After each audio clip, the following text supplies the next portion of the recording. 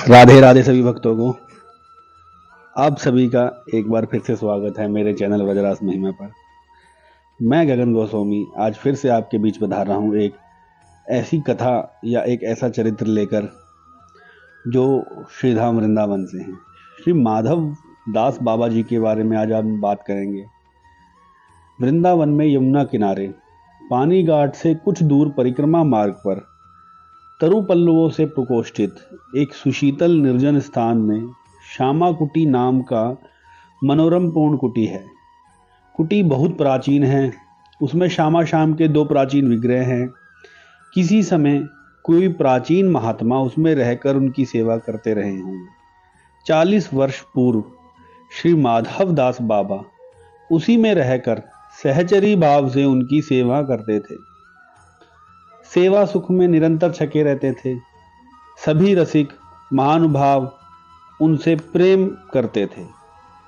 श्री अवधदास बाबा जी, श्री हंसदास जी, श्री ग्वारिया बाबा जैसे महात्मा भी उनके संग रहकर सुख प्राप्त करते थे। श्री रूप माधुरी दास ने उनके संबंध में ऐसा लिखा था, जाको शील है सुभाव, सब रसिकन में भाव, दर्श किए सुख पाव, ऐसो संत माधव दास जू, राजे श्याम कुटी स्थान, नेक नहीं अभिमान, मन प्रेम की छकान, बोले बानी मृदु हास जू।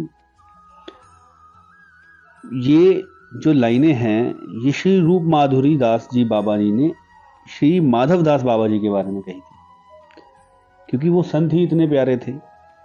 ब्रज में ही दाऊ जी के पास कारो ग्राम में ब्राह्मण कुल में उनका जन्म हुआ था। वे गौर वर्ण के थे, इसीलिए लोग उन्हें भूरा कहा करते थे। बचपन से ही वैराग्य हो जाने के कारण वह वृंदावन चले आए और श्री राधिका दास जी से वेश लेकर भजन करने लगे। राधिका दास महाराज निम्बार्की संप्रदाय के उद्धव गमंड देवाचार्य जी के द्वारे की परंपरा में पंचमालधारी निर्मोही अखाड़े के महंत थे।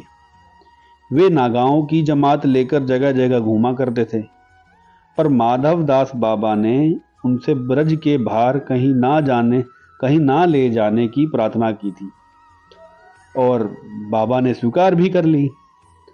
और बाबा ने उन्हें आदेश दिया कि आप ब्रज में ही रहके अपनी भजन संध्या कीजिए और अपनी भक्ति को आगे बढ़ाइए। माधव दास बाबा बड़े वैराग्य से रहते थे। 2 दिन में एक बार ही भोजन करते थे और मधुकरी को कहीं नहीं जाते थे। जो अपने आप आ जाता उसी से ठाकुर की सेवा करते, वृंदावन की नित्य परिक्रमा करते, नित्य युगुल शतक और महावाणी का पाठ करते, संध्या आरती के पश्चात सामूहिक कीर्तन करते। कुटिया के पास किसी को धूम्रपान और सांसारिक वार्ता ना करने देते। कोई उनके लिए आश्रम बनाने को कहता तो उन्हें मना करते। कहते ठाकुर को ये झोपड़ी ही अच्छी लगती है, ये महलों में नहीं रहना चाहते। कोई उनके वेश लेना चाहे तो कहते पहले संसार की तरफ से मर के आओ। इसका अभिप्राय ये है कि वो सभी से कहते थे कि भाई ठाकुर को महल में रहना ही नहीं है, वो इस झोपड़ी में ही रहना चाहता है। और कोई उनसे अगर दीक्षा लेना चाहता था, कोई संसारिक व्यक्ति, तो वो कहते थे कि पहले संसार की तरफ से मर कर आओ, नहीं तो यहाँ प्रपंच फैलाओगे। और उसे तब तक वेश ना देते जब तक वह संसार से पूरा नाता ना तोड़ लेता। संत जो हैं आपको देखकर ही पहचान जाएंगे। अगर वो ऐसी किसी को बात बोलते हैं तो वो देख लेते हैं उसके अंदर की अभी संसार है। और ऐसे संत जो अपने आप में ही भगवत स्वरूप हैं तो वो तो पहले ही पहचान लेते हैं। संतों में उनकी बड़ी निष्ठा थी। जहां कहीं संतों का भंडारा होता वहां जाकर उनकी चरण रज अपने माथे पर चढ़ाते। कोई प्रसाद ग्रहण करने को कहता तो कणिका मात्र लेकर प्रसाद को सम्मान कर देते।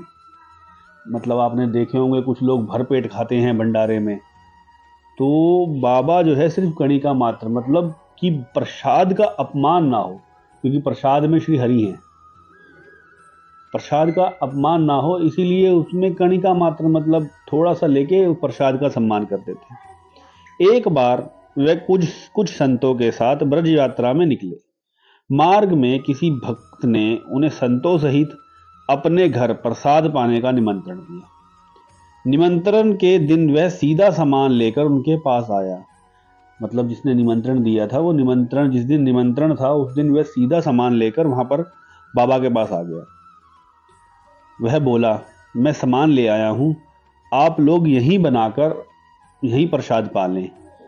मेरा लड़का बहुत बीमार है, उसकी हालत बहुत खराब है, पता नहीं वह कब मर जाए। उन्होंने कहा, माधवदास बाबा ने कहा, जहां संत पधारते हैं वहां क्या कोई अमंगल हो सकता है? इन संतों का चरण अमृत ले जाकर पिला दो, वह ठीक हो जाएगा। संत और भगवान वहीं प्रसाद पाकर आकर पधार पाएंगे। मतलब उन्होंने कहा कि आप संतों का चरण अमृत ले जाएं और अपने बेटे को पवा दें, संत और भगवान आपके घर पे ही आकर प्रसाद पाएंगे। उसने ऐसा ही किया और लड़का ठीक हो गया। वह बाजे सहित संतों को प्रसाद पवाने घर ले आया।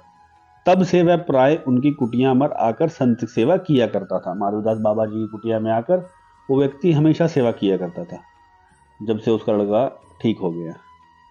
अंत समय निकट आने पर वह कई महीने पहले से ही फलाहार रहने लगे, क्योंकि ऐसा कहते हैं संतों को आदेश हो जाता है जब उन्होंने इस धाम को छोड़ के जाना होता है, तो बाबा बहुत महीने से पहले ही फलाहार पर चले गए। उन्होंने बना हुआ भोजन करना बंद कर दिया।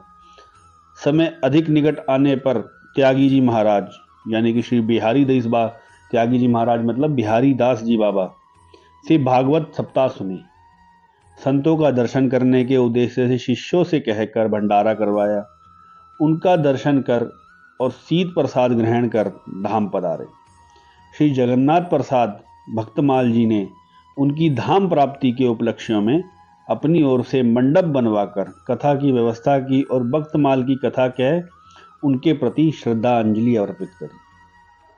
तो ऐसे संत हैं श्री वृंदावन धाम में जो बहुत ही वैराग्य तरीके से रहते हैं। हम लोग बहुत से संतों को देखते हैं, शायद कुछ लोग उनका अपमान भी कर देते होंगे, क्योंकि वो शिव मधुकरी मतलब मांग कर ही पाते हैं, उनका संसार से मोह नहीं है, पर हम लोग शायद उनका अपमान करते होंगे। तो इसलिए वृंदावन में जाके एटलीस्ट संतों का अपमान ना करें आप।